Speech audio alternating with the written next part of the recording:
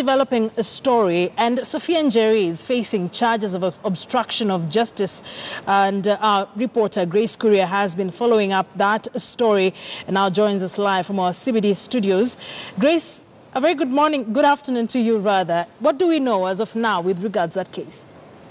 Well, good afternoon, Akisa. And indeed, it has not been an easy week for one Sophia Njeri, and to be precise, from Tuesday, right when she was arrested along the Thika Superhighway and taken to the Kasarani police station. Now, this happened at around the evening hours, and basically what happened is she was in one of the matatus, and then the police stopped them and they wanted to impound the matatu, and of course they started forcefully ejecting one of the passengers where they sit, next to the driver. And of course, typical of us Kenyans, Sophia Njeri saw it fit to record, what was happening. And this is where she caught the attention of the policemen, and they turned to her and arrested her. And as I said, took her to the Kasarani police station. But of course, later that day on Tuesday, we did see her being released on a bond of 10,000 shillings. And she was supposed to be arraigned today at the Makadara Law Courts. But even before we get to what happened today, on Tuesday, we saw very many Kenyans rising up in support of her, I would say,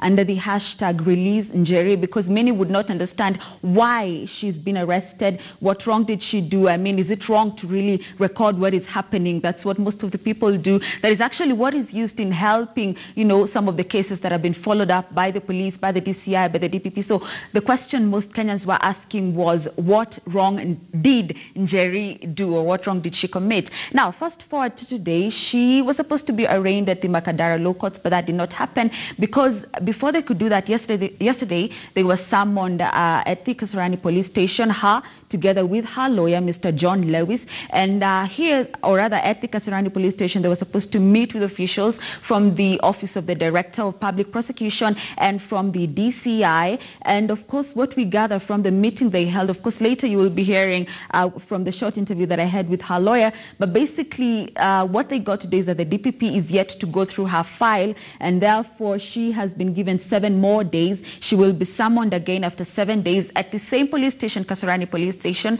after the DPP goes through her file, and therefore after that it will be decided on whether she's still going to be arraigned. And of course, the charge that she's facing, Akisa, is obstruction in execution of duty, a charge that that is not going so well with most Kenyans. And just allow me to mention, Akisa, this is a story that we've been running throughout the entire day, even on our social media platforms, especially after I had the interview in the morning. And some of the feedback we're seeing is people asking, in Kenya, taking film is more dangerous than murderers. There's someone else who said CCTVs in the city help in security and providing evidence. Her phone camera served the same purpose. Usalama inaanza na wewe, pia kupigana na ufisadi inaanza na wewe, said Uhuru. Basically, people saying that this is something that even the president has been urging us as Kenyans to do. If you see anything wrong happening, take a video of it, as you can actually see on your screen right now. But of course, Njeri is said to be suffering the consequences of her actions on Tuesday. And now, Akisa, I leave you with a short interview that we had with her lawyer, Mr. John Lewis, this morning.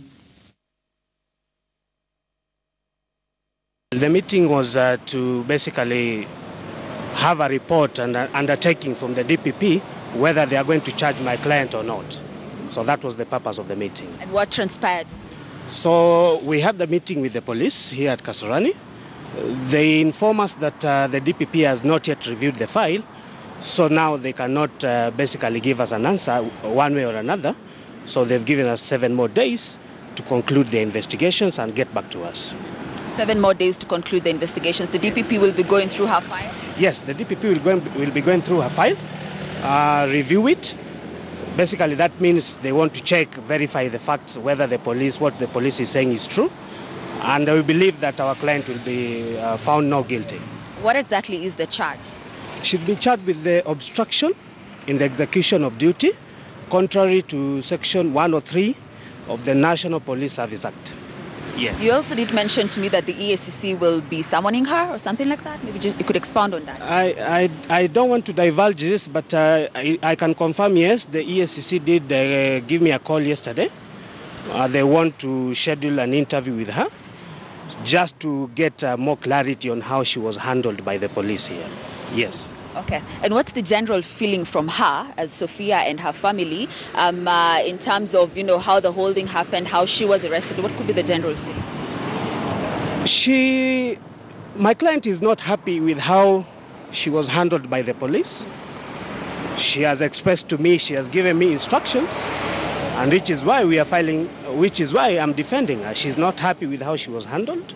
And as a matter of fact, one way or another, we might have to proceed with the criminal or civil proceedings against the police for what they did. Yes. So that's the way forward. For now, let me say, let us deal with the issue at hand, and then we'll know later how to proceed. Yes. Thank you very much, sir.